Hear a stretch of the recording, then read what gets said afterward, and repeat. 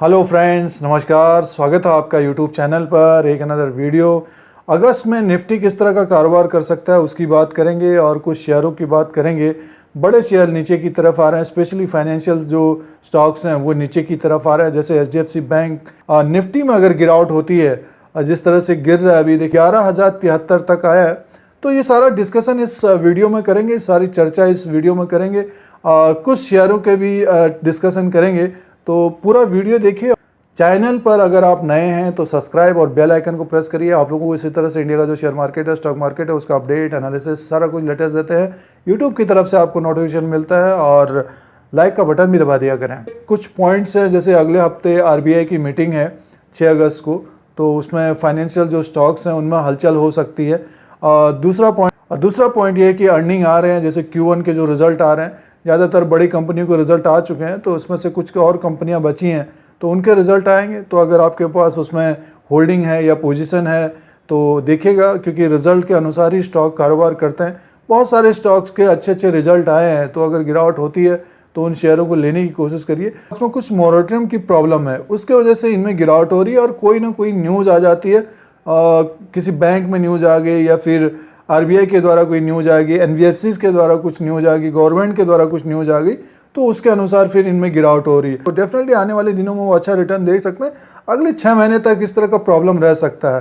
तो दोस्तों, इसमें ये करना चाहिए कि जैसे एचडीएफसी बैंक है, अगर नीचे की तरफ आता है तो इसको ध्यान में दीजिए। और एसबीआई जैसे 181% इसका जो प्रॉफिट रहा है, गेन रहा है, तो अगर इसमें भी करेक्शन होता है तो इसको लेने की कोशिश करिए। या फिर ऊपर की तरफ अगर जाता है, 200 को क्रॉस करता है, तो एक टारगेट ऊपर का बताया लगभग 220 से 230 तक जा सकता है। तो एसबीआई में ध्यान दीजिए। हो सकता है कि अगस्त के महीने में बढ़ने की कोशिश करे। किसी बैंक में अगर फंड राइज की बात आती है तो वो ऊपर की तरफ जाता हुआ दिख सकता है। इंडसइंड बैंक में आप देखिए, हो सकता है कि गिरावट हो, तो उसमें देखिए फार्मा स्टॉक्स हैं, देखिए काफ़ी अच्छा ऊपर की तरफ चले गए हैं। प्लस आप देखिए जो आईटी सेक्टर के शेयर है, पिछले महीने टीसीएस का वीडियो के द्वारा बताने की कोशिश थी कि TCS, Infosys, Wipro, HCL Tech, अगर आपकी पोजीशन है तो इनको बने रहिए और जब प्रॉफिट होता है तो अपने 10-20% उनमें प्रॉफिट बुक करना चाहिए।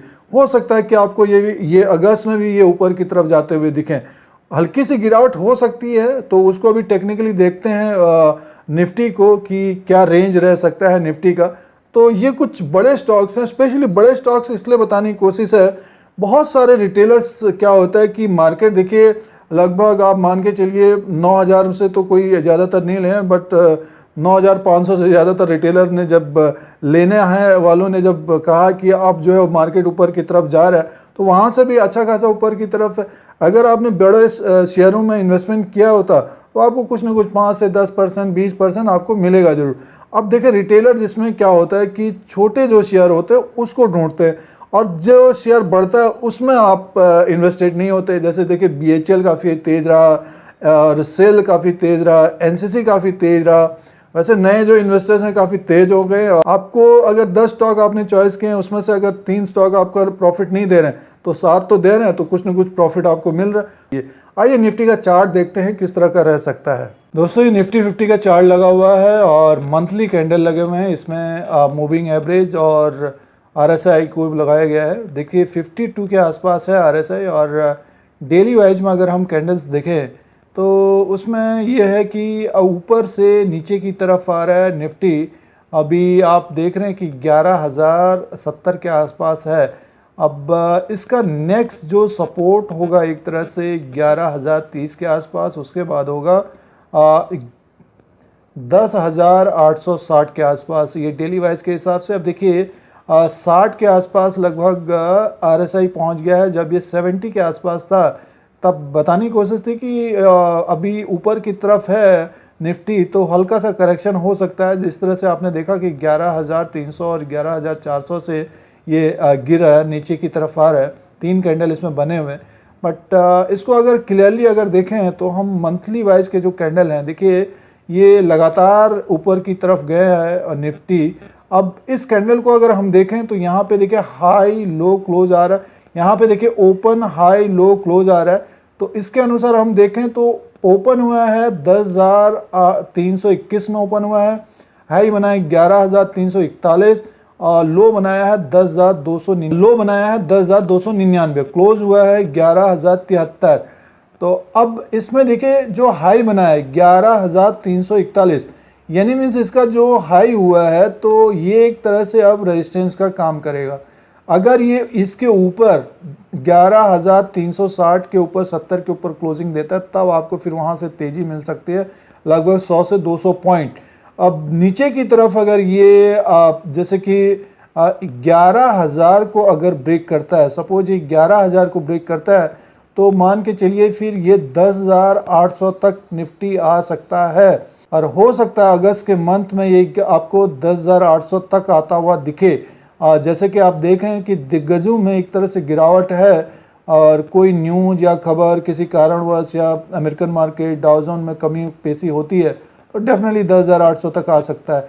अब देखिए होता है क्या कि जब गिरता है, जब मार्केट गिरता है तो सब लोग फिर कहते हैं कि अभी लेना नहीं है, बट ये है कि जो इसका रेंज होना चाहिए हद से ज़्यादा जो गिरना चाहिए 10,500 तक, 10,530 तक दिखा रहा है ये मूविंग एवरेज के हिसाब से। तो और जैसे कि ये जुलाई में बढ़ा था 10,294, ये 10,300 से ये बढ़कर ऊपर की तरफ गया था 11,345। अगर यहाँ से हम देखें तो लगभग 500 पॉइंट का देखें तो 10,800 तक दिखता है, अच्छा खासा सपोर्ट रहेगा इसका। तो आपको अगर नीचे की तरफ दिखता है, स्पेशली जो स्टॉक आप लेना चाहते हैं, जैसे HDFC बैंक की बात बताई, अगर आप जैसे 1100 में खरीद रहे हैं तो 1,035 में मिल रहा है या 1,000 के आसपास मिल रहा है या 950 के आसपास मिल रहा है तो हल्का सा उसमें बाई कर लेना चाहिए। जैसे आप 100 स्टॉक खरीदना चाहते हैं तो 30 खरीद लिए, 40 खरीद लिए, इस तरह का करिए। और जो अब जैसे SBI है, SBI 191 में, जैसे कि उम्मीद है SBI को अच्छा परफॉर्मेंस करना चाहिए तो हो सकता है आपको 200 क्रॉस मिले। बट निफ्टी में गिरावट जैसे 10,800 के आसपास तो SBI में गिरावट होती है तो उसको आप देखिए 180 में मिलता है या 185 में मिलता है। अगर स्टॉक गिरते हैं तो उनको आप देखने की कोशिश करिए। जैसे अभी L&T है, L&T 900 के आसपास कारोबार कर रहा है, हो सकता है कि वो ऊपर की तरफ जाता हुआ दिखे। और जैसे FMCG है, ITC को देखना चाहिए।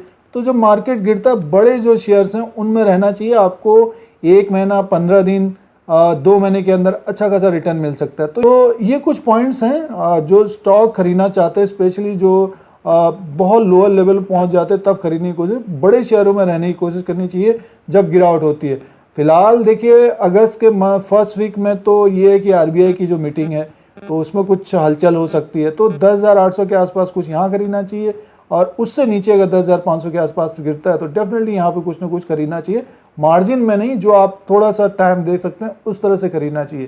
तो इसका जो रेंज होना चाहिए आने वाले दिनों में, अगर हम देखें ऊपर की तरफ का एक रेंज लगभग आप मान के चलिए, ये जो कैंडल था मार्च का तो 11,400 के आसपास तो पहुँच गया है मार्च की जो गिरावट। अब नेक्स्ट जो टारगेट रहेगा हमारा, अब नेक्स्ट जो टारगेट रहेगा यहाँ से 12,000 का टारगेट रहेगा। तो 12,000 जाने से पहले ये कुछ करेक्शन होगा आने ये नेक्स्ट अगस्त और सितंबर के महीने में, उसमें जो है हमें पैसा बचा के रखना चाहिए। अब देखने वाली बात होगी कि 10,500 से नीचे की तरफ लुढ़कता है या यहाँ से बाउंस बैक ऊपर होकर लगभग 11,000 के आसपास रहता है। तो जो मेरा व्यू है लगभग ये 10,600 से 11,000 के बीच के 11,100 के आसपास बीच में इस तरह से कारोबार होना चाहिए। अगर कोई अच्छी न्यूज़ आती है मार्केट में, जैसे कि RBI के द्वारा कुछ अच्छी न्यूज़ आती है, तब आपको ये ऊपर की तरफ जाता हुआ दिख सकता है, रहना चाहिए। अगर कोई खबर बुरी खबर नहीं आती है या फिर अच्छी खबर आएगी तो ऊपर की तरफ, या बैड न्यूज़ कोई आती है तब आपको भी 10,500 अगर ब्रेक करता है तो फिर और गिरावट हो सकती है। अगर आप कोई स्टॉक को लेना चाहते हैं तो पार्ट वाइज उस स्टॉक में इन्वेस्टमेंट करना चाहिए और आने वाले दिनों में आपको प्रॉफिट मिल सकता है। बड़े शेयरों में इन्वेस्टमेंट करना चाहिए।